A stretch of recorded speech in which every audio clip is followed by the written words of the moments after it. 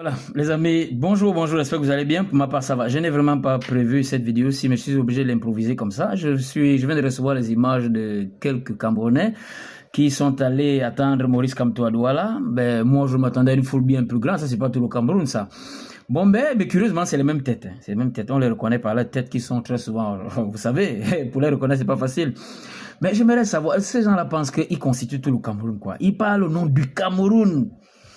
Vous avez pensé aux gens de l'extrême nord? Non, eux, ils n'existent pas pour vous. Vous avez pensé à ceux du nord, ceux de la Damawa, ceux de l'est, ceux du centre, ceux du sud? Non. Vous ne pensez qu'à vous. Vous pensez que là, ça c'est tout le Cameroun, ça. On va essayer de suivre. Il se pourrait que, bon voilà, les autorités lui ont demandé de monter directement sur Yaoundé. Lui veut d'abord partir au siège, parce qu'apparemment, le MRC a un siège à Douala. Il va d'abord partir là-bas, certainement pour lancer encore un meeting, et ça peut dégénérer. Donc, pour des raisons de sécurité, les autorités ont dit non, il n'y avait pas un meeting prévu. Vous allez directement à Yaoundé. Alors, il y a une casse là, pas une casse. Il y a un blocage là à ce niveau. Les populations disent qu'ils vont aller le chercher. On va écouter quelque peu la vidéo. Et puis, on... Le président est en ce moment bloqué dans sa résidence et les autorités lui demandent de rentrer sur Yaoundé, qui ne viendra pas au siège. Et le président a dit qu'on ne peut pas l'expulser de la ville de Douala de cette manière. Donc ils sont déterminés à aller jusqu'au bout et il a demandé que le gouverneur lui fasse une note écrite, puisqu'il a demandé que le président rentre à Yaoundé, qui ne vienne pas. Le président national du NRC est un citoyen camerounais, c'est un leader emblématique de la lutte pour la libération de notre pays. On ne peut pas... Excusez-moi, il a dit quoi? C'est une figure emblématique pour la libération, une figure emblématique pour la lutte pour la libération de notre pays. Vous voyez? Un vieux comme ça qui vieillit mais qui ne comprend rien. Libère le Cameroun de quoi? Est-ce qu'il comprend de quoi les questions là? C'est-à-dire que c'est des Africains qui sont dans leur continent, comme des étourdis, ils ne comprennent pas ce qui se passe. Quand ils entendent qu'on a enlevé un président là-bas, ils ne comprennent pas. On a éliminé un président, ils ne comprennent pas. Ils sont comme ça, ils ont de grosses têtes, ils s'expriment bien en français, mais intelligence vraiment minimale. Quand on libère le Cameroun, en quoi, mon Dieu? En quoi il libère le Cameroun? Quand on libère le Cameroun, parce qu'il va enlever Biya. C'est ça la libération du Cameroun. C'est comment on appelle ça? Ces foules en liesse là me rappellent un peu lorsqu'on enlevait Mobutu au Zaïre. C'était comme ça. On est libéré, on est libéré, on est libéré. Alors que c'est la France-Afrique qui avait tout organisé. Puisque Mobutu était déjà devenu révolutionnaire contre la France-Afrique. Qu'est-ce qu'on a fait? On a monté Kabila, n'est-ce pas? En complicité avec Paul Kagame. C'est Paul Kagame qui organise tout, parce que c'est lui la main directe des Occidentaux dans la sous-région. Alors, Laurent Désiré Kabila passe d'abord chez Paul Kagame, ils font un deal. Paul Kagame lui donne maintenant les rebelles du M23. C'est comme ça qu'il est parti renverser Mobutu. Et les Congolais, en ce moment, ça s'appelait le Zaïre. Les Zaïres, en ce moment, croyaient à la libération. Oh, il est venu nous libérer. Alors que c'est un pion monté par la France-Afrique. C'est dans le même piège que les Camerounais continuent de tomber aujourd'hui. Alors que la France-Afrique a les mêmes méthodes depuis des dizaines d'années. Je ne sais pas que les Camerounais aussi peuvent tomber dans ça. Vous entendez comment il parle là, non? C'est la figure emblématique de la libération du Cameroun. Libérer au Cameroun en quoi? Le Cameroun est emprisonné dans quoi? C'est d'abord ça qu'il faut comprendre. Le Cameroun est emprisonné dans des accords signés par Aïdjo. Sur le plan politique, sur le plan économique, sur le plan militaire, sur le plan même de la vie sociale. Quand on décide que chaque fois qu'on exploite des matières premières dans votre pays, c'est la France qui doit exploiter et vous donne 12%. Voilà la vraie prison. Quand on décide que chaque fois que vous avez des marchés publics à effectuer, sur les routes, sur les hôpitaux et autres, vous devez d'abord proposer à des sociétés françaises. Voilà pourquoi vous avez un retard en infrastructure. Voilà la vraie prison. Quand on décide que le français doit être utilisé comme langue d'expression et langue d'éducation, on décide de vos programmes éducatifs. Voilà pourquoi vos enfants vont à l'école et en ressortent sans métier. Voilà pourquoi vous avez beaucoup de chômage au Cameroun. C'est là-bas la vraie prison.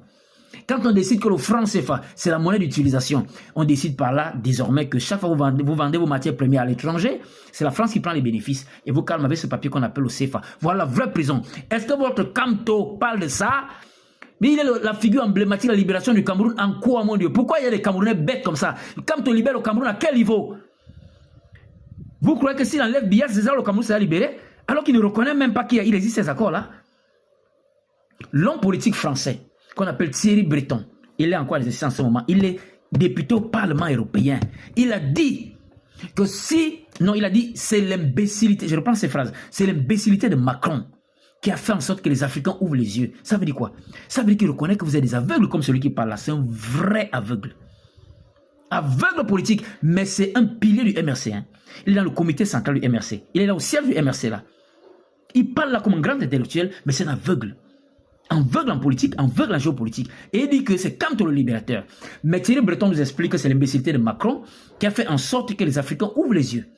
Il parle de qui? Il parle du Mali, du Burkina et du Niger, et même du Cameroun, qui est le tout premier pays francophone à s'être affranchi de ces accords-là, que votre Kanto ne veut même pas reconnaître. Mais le français, lui, reconnaît ça, que vous êtes attaché. Et il continue en disant, ce français continue en disant, si les Africains se libèrent, pourquoi il dit si les Africains se libèrent? C'est parce qu'il reconnaît que vous êtes emprisonnés. Emprisonné dans quoi? C'est pas qu'on a conçu une prison physique contre vous. Mais pourquoi ça vous échappe de compréhension? Ça veut tout simplement dire que vous avez hérité, vous êtes passé à la proclamation d'indépendance sans véritablement avoir une indépendance. Voilà pourquoi tous les pays francophones ont du mal à émerger.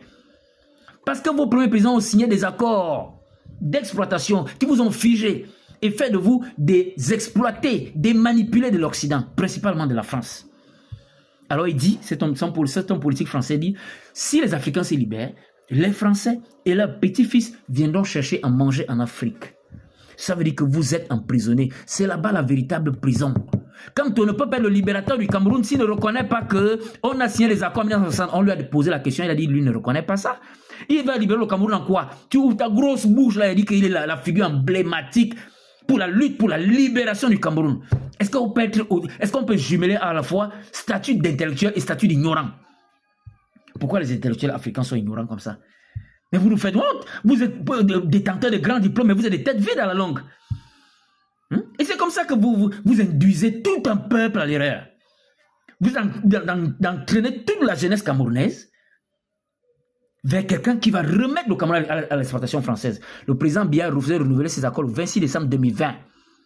Le président Biya, en ce moment, est en train de construire au Cameroun ce qu'on appelle le FMA, Fonds monétaire africain, qui viendra vous enlever du franc CFA. Est-ce que votre candidat en parle? Est-ce qu'il promet vous enlever du franc CFA? Il promet lutter contre le chômage en faisant quoi? Vous soutenez seulement quelqu'un parce qu'il a une grosse tête comme vous, parce qu'il est de l'Ouest terminé. Et vous allez traiter les gens de tribalistes. Vous faites un vote tribaliste. Vous faites un soutien tribaliste, ni plus ni moins. Arrêtez de parler comme si vous parlez au nom du peuple camerounais. Je regarde cette foule, ça c'est pas le Cameroun là. Ça c'est une frange de la population. Ce n'est même pas la population de Douala. Et vous vérifiez, ils sont tous dans la même région. Ils parlent comme s'ils parlaient de la libération du Cameroun tout entier. Vous avez tenu compte de l'extrême nord, de l'Adamawa, du nord-ouest, du sud-ouest, de l'est, du sud, du centre. Et l'ouest, c'est la plus petite région sur le plan de la superficie. Hein. C'est la plus petite région. Mais comme ils fonctionnent en polygamie, un seul gars de l'ouest peut faire 36 enfants. Voilà pourquoi vous voyez, ils ont l'impression d'être nombreux. Mais si ces gens menaient vraiment le bon combat pour la libération du Cameroun, moi je les soutiendrais. Mais j'ai comme l'impression qu'ils veulent vendre le Cameroun, ils ne comprennent rien. Quand tu es un libérateur du Cameroun, quelqu'un qui a dit que c'est ici que commence la révolution du Cameroun, il a dit ça étant où? À la place de la République. Depuis quand la révolution d'un pays, la révolution pour la libération d'un pays francophone peut commencer à Paris? Paris qui a enchaîné les Africains. Ça ne vous dit rien. Il prend comme exemple le Sénégal. Il ne prend pas comme exemple l'AES. Mais vous soutenez Ibrahim Traoré. On appelle ça un soutien tribal, ni plus ni moins. J'appelle tous les Camerounais à barrer la route à ce monsieur, parce que sinon le Cameroun va se reverser dans l'exploitation française. Si vous aimez le Cameroun, ça c'est le plus mauvais candidat. Il n'est pas seul. Je vous dis, dans chaque élection présidentielle, dans les pays francophones, il y a toujours des candidats montés par la France.